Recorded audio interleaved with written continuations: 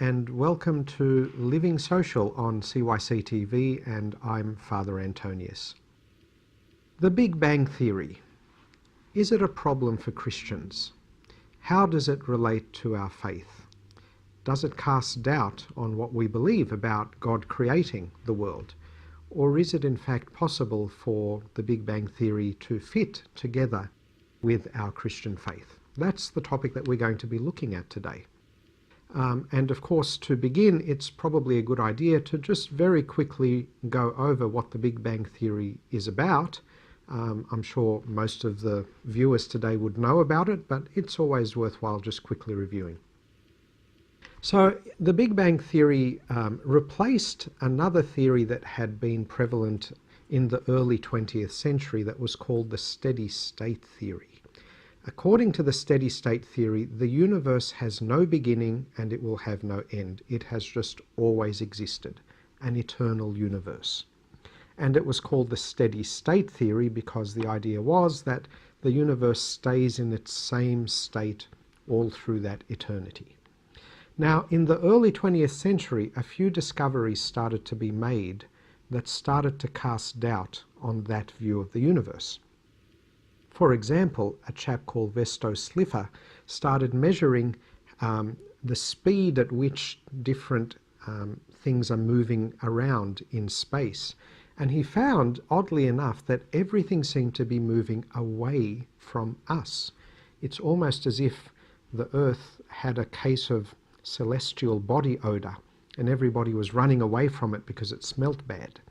This was a very difficult thing to explain with a steady state theory. Because if everything is moving away from us, then that would mean if you roll the video of time back, they must have all been stuck together at the beginning.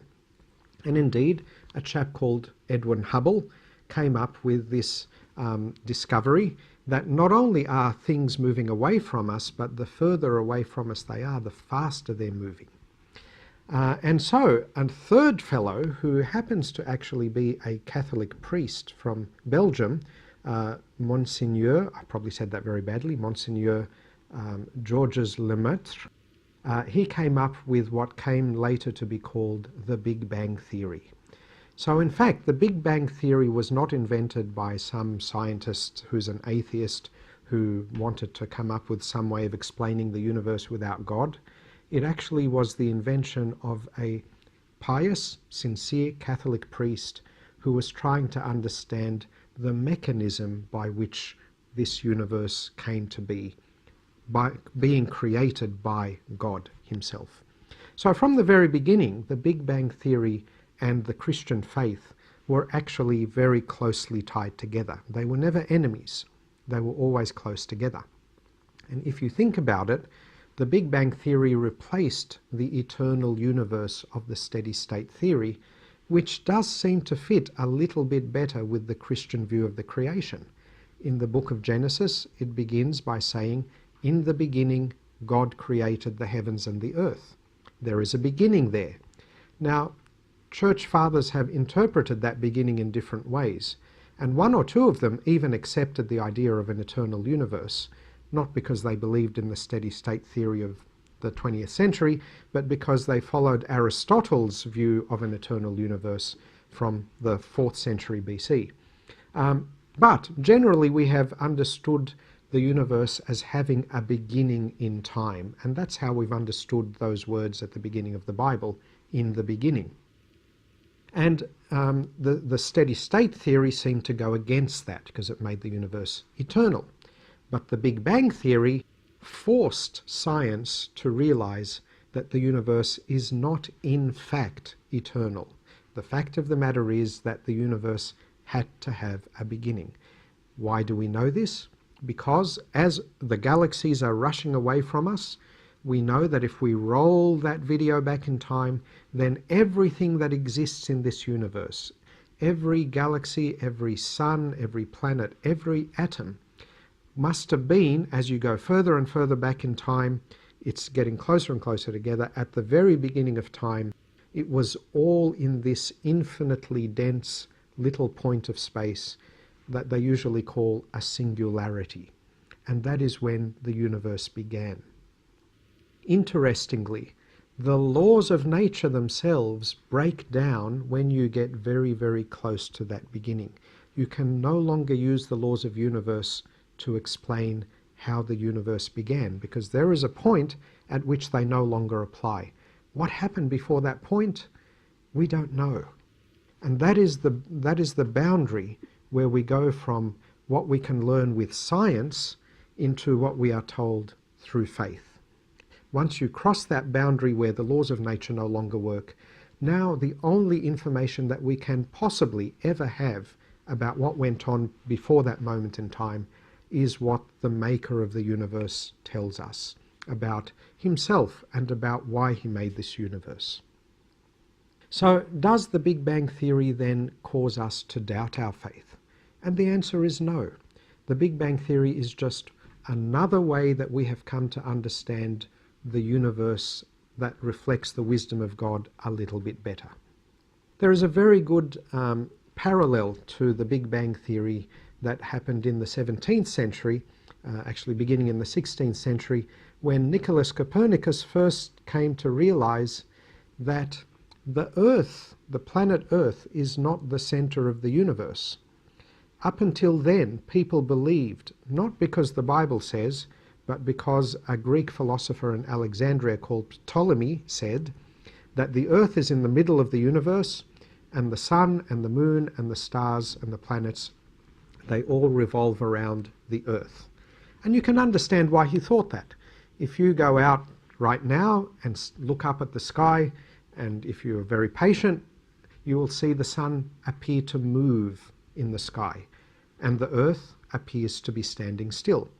It wasn't until Nicholas Copernicus in the 1500s, and by the way, Nicholas Copernicus was also a Catholic priest, a practicing Catholic priest, that we came to realize that the universe makes much more sense if the sun is standing still and the Earth and the stars and the planets are going around the sun. And some people thought that was heresy. Some people in the Catholic Church thought it was going to destroy our faith. And some people, like Galileo, even suffered a little bit of danger because of what they were teaching. But eventually we realized it doesn't make any difference how the universe works. All that matters to us as Christians is that the universe is made by God and that it reflects the wisdom of God. And so today there is no Christian, nobody at all, who would insist that the Earth stands still and the sun is the one that moves. The evidence for the Big Bang Theory is now pretty strong. Not quite as strong as evidence for the sun being at the center of the solar system, but it's pretty strong.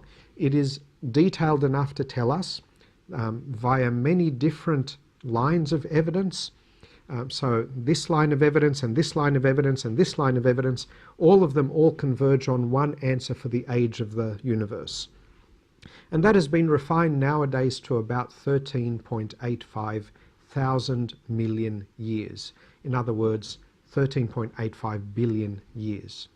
We also know now with some confidence that the solar system, the sun and the Earth and the other planets, Venus, Jupiter, etc., are about 4.6 billion years old. Does that go against what the Bible says? No, because the Bible is not a scientific textbook. I don't think there was even a word for billion back when the Bible was written, because they hadn't developed mathematics that far. So what the Bible is telling us is not, I want to tell you the scientific account of how the world was made. What the Bible is telling us is this: I want to tell you that God made this world. I want to tell you that this world is not chaos, it is order and organization, because God is a wise God, an intelligent God of order and organization. That is the message that the Bible is giving us about the creation.